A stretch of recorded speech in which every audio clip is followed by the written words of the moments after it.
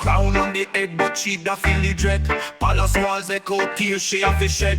Jillian feel strong, but nights them get long. Skies turn grey, them give way to the wrong. Them a chant, echoes in the dark. Queen Jillian, my fag met, she leave a mark. Heart heavy, but soul never bend. From the ashes she rise again. Whispers about the kingdom, secrets them a brew. Betrayal run deep like poison in the stew. Jillian fend from dawn till the end. Pain she conceal, but strength she must lend. Them a chant, echoes in the dark. Queen Jillian, my fight neck, she leave a mark. Heart heavy, but soul never bend. From the ashes she rise again. Enemies are creep, shadows in the night. Queen Jillian stand tall, ready for the fight. Truth she a seek through the whispers and the lies. Bring light for the dark and justice for the Christ. Storm clouds are gathered, but her spirit shine bright. Queen Jillian, the warrior in the spotlight. Enough trial and tribulation she faced, but in Jah holy name she make a case. Them a chant, echoes in the dark. Queen Jillian, my fag met, she leave a mark. Heart heavy, but soul never bend. From the ashes she rise again. Them a chant, echoes in the dark. Queen Jillian, my fag met, she leave a mark.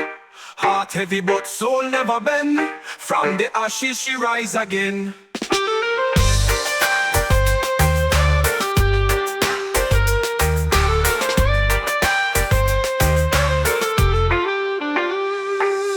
Whispers about the kingdom, secrets them a brew. Betrayal run deep like poison in the stew. Jillian fend from dawn till the end. Pain she conceal, but strength she must lend. Whispers about the kingdom, secrets them a brew. Betrayal run deep like poison in the stew.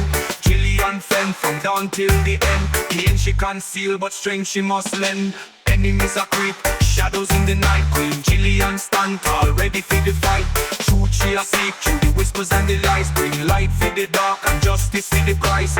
Enemies are creep, shadows in the night. Queen Jillian stand tall, ready for the fight. Truth she a seek through the whispers and the lies. Bring light for the dark and justice for the Christ. Storm clouds are gathered, but her spirit shine bright. Queen Jillian stand tall, ready for the fight. Truth she a seek through the whispers and the lies. Bring light for the dark and justice for the Christ. Storm clouds are gathered, but her spirit shine bright. Queen Jillian stand tall, ready for the fight. Truth she a seek through the whispers and the lies. Bring light for the dark and justice for the Christ.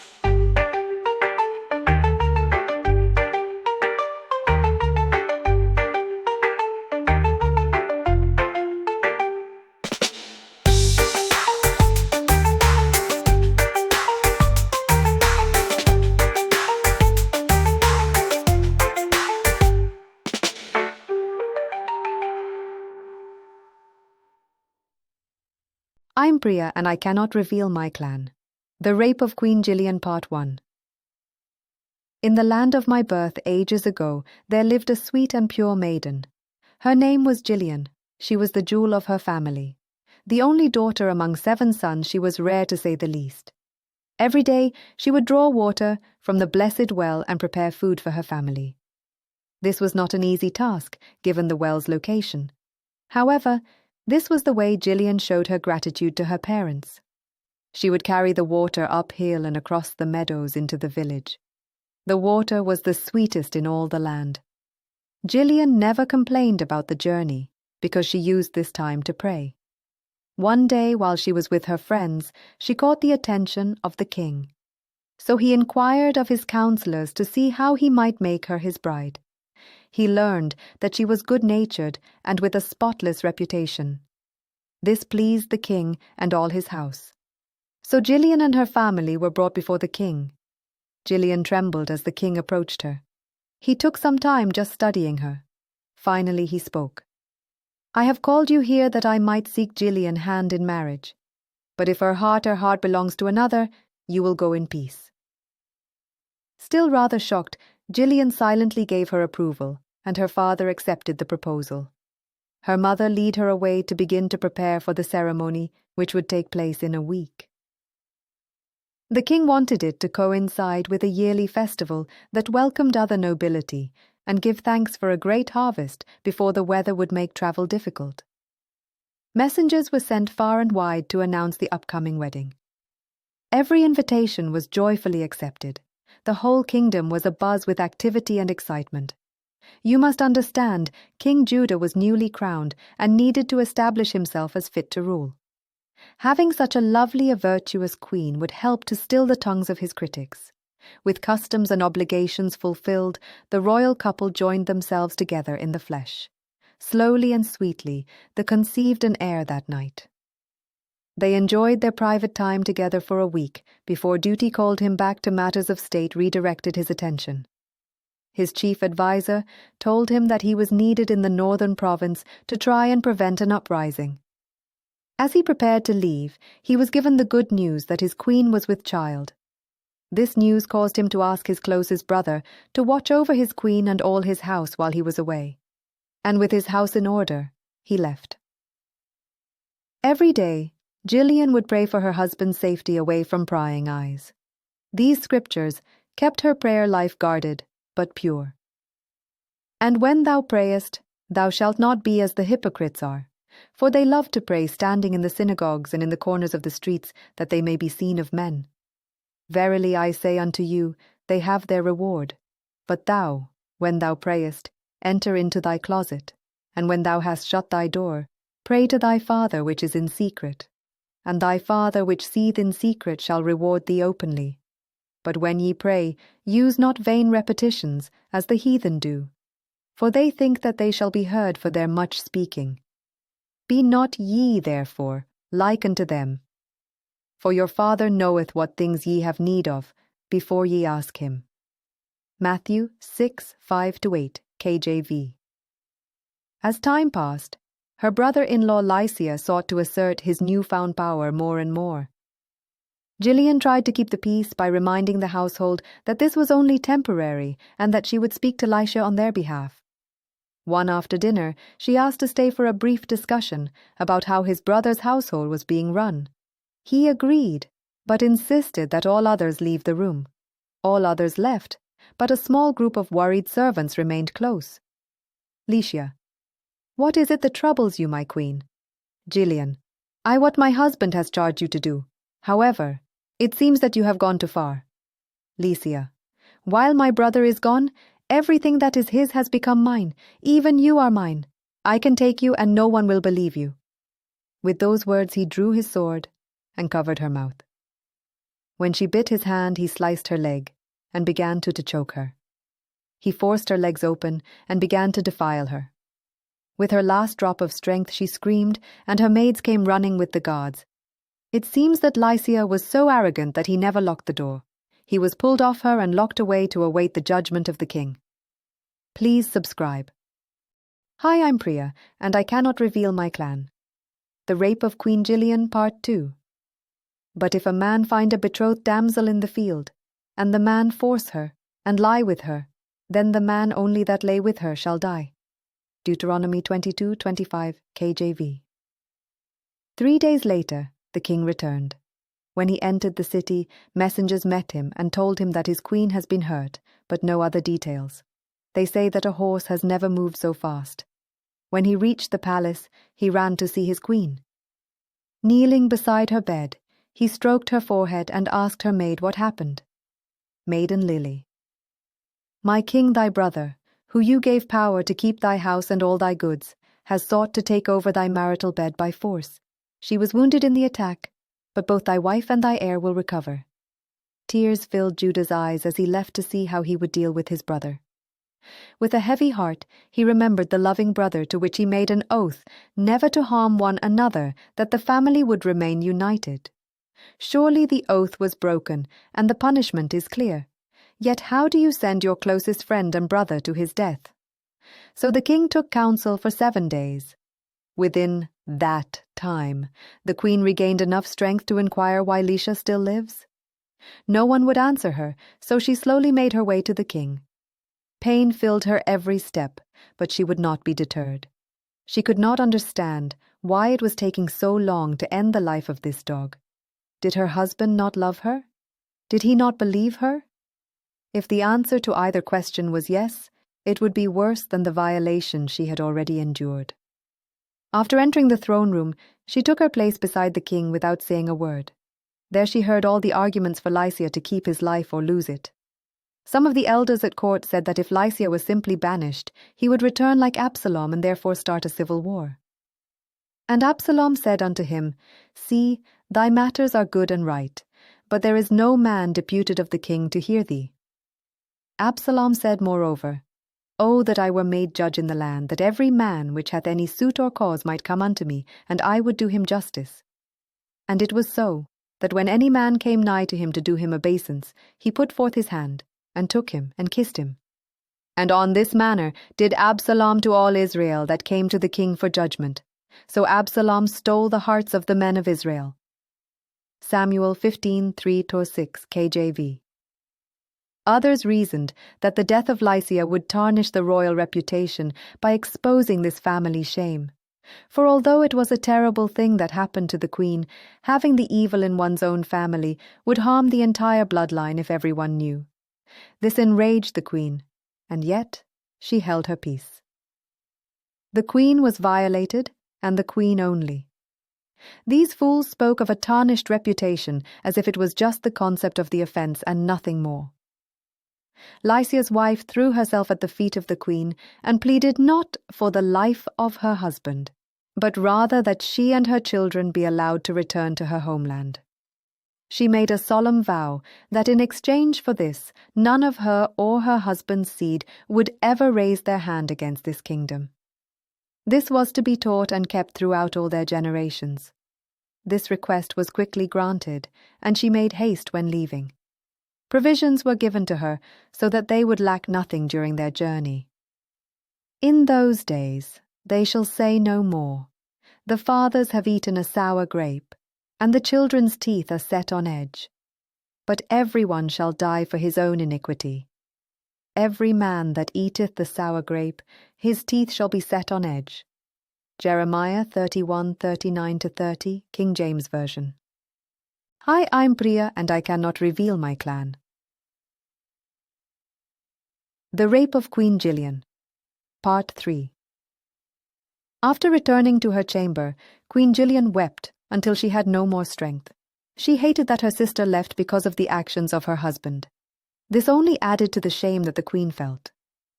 To be defiled by a stranger would be crushing, but for a close family member to do so ripped her soul from her body. The doctor was once again sent to her out of concern for her weakened state. After conferring with the head midwife, she was given a strong medicine and slept for a very long time. In her dreams, as she was about to be delivered of her child, Lycia would appear and devour the child. It was as if even in her sleep she could feel the elders and royal advisers wrestle over the fate of Lycia. Fearing the unknown, these scriptures gave her peace. When thou liest down, thou shalt not be afraid. Yea, thou shalt lie down, and thy sleep shall be sweet. Proverbs 3:24. KJV. I will both lay me down in peace and sleep, for thou, Lord, only makest me dwell in safety. Psalms 4:8. KJV. That enabled her to rest again until the gentle stroke of a hand stirred her heart, and she awoke. Judah, her love, was by her side. He asked after her condition with a slight tremble in his voice. Once again, he was reassured by her maid that all was physically well, however. The maid asked for permission to speak freely, and with the king's permission she spoke these words. My king, far be it from me to presume to know the mind of thy queen, but while all is well physically, her heart and soul lay before her in pieces on the ground. My lord king, seek God's guidance in this matter, because more than only the life of thy brother hangs in the balance. Surely pride hath entered into the heart of thy brother years ago. But thou art a great king, and thou thinkest no wicked toward thy kin. Consider this, O king. Would a brother wrong his own without cause? Would he that is thy blood trust, so that he boast in his own strength? Nay, my king, for only an enemy or a stranger would do such a thing. Yea, I and all that in thy house shall beseech the Lord that he may give thee wisdom in this matter, as in all things. The king thanked her and went away to fast and pray.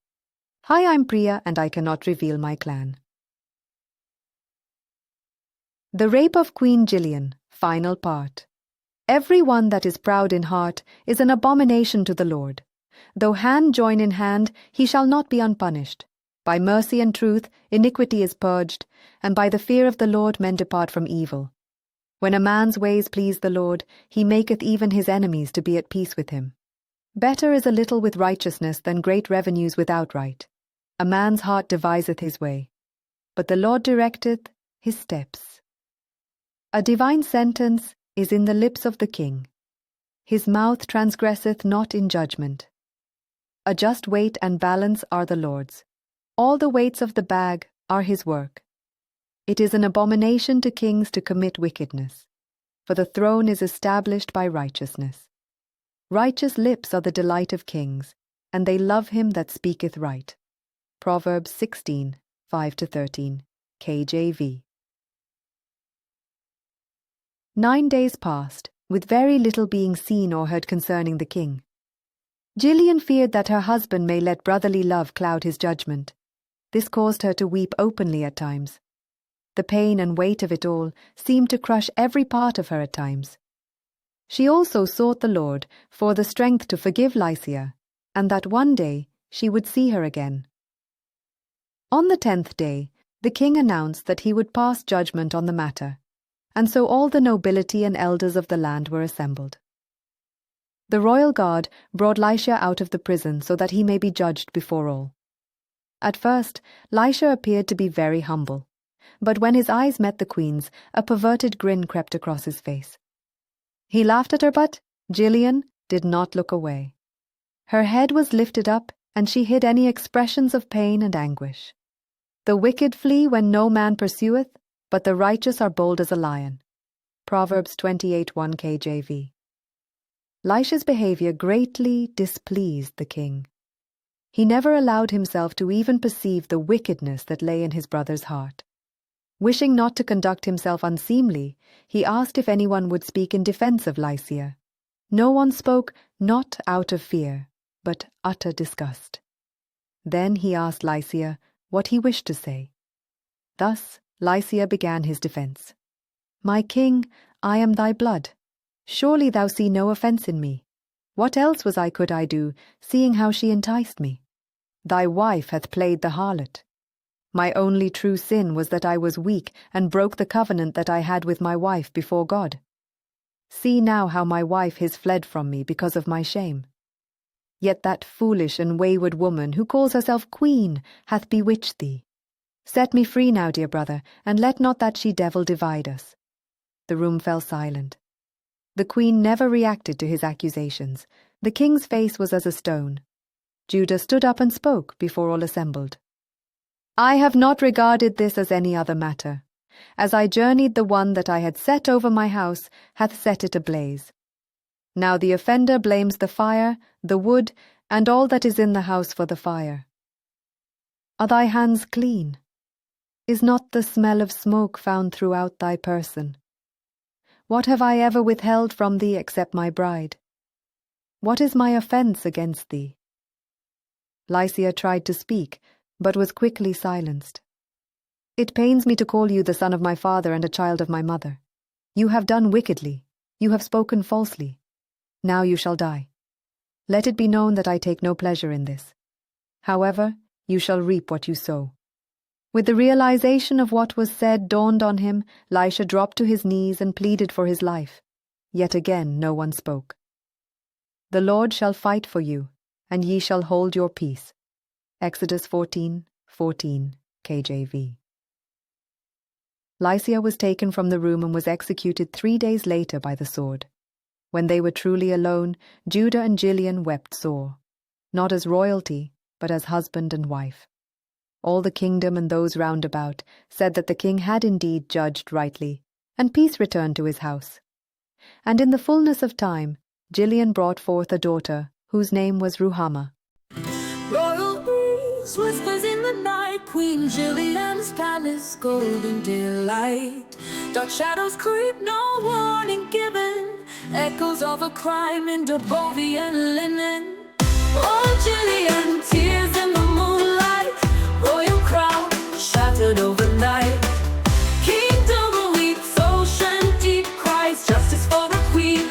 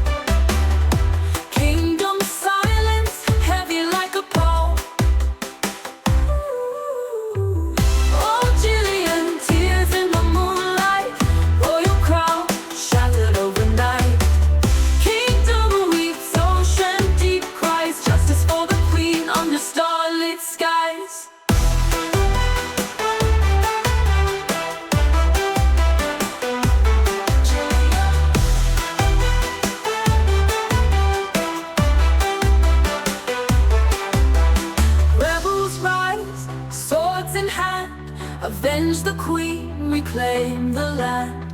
Whispers growl in corners tight, hope ignites in darkest night. Palace halls echo tales of woe, bravery stirs in hearts aglow. Queen Jillian's dignity reclaim, fight through sorrow, heal the pain.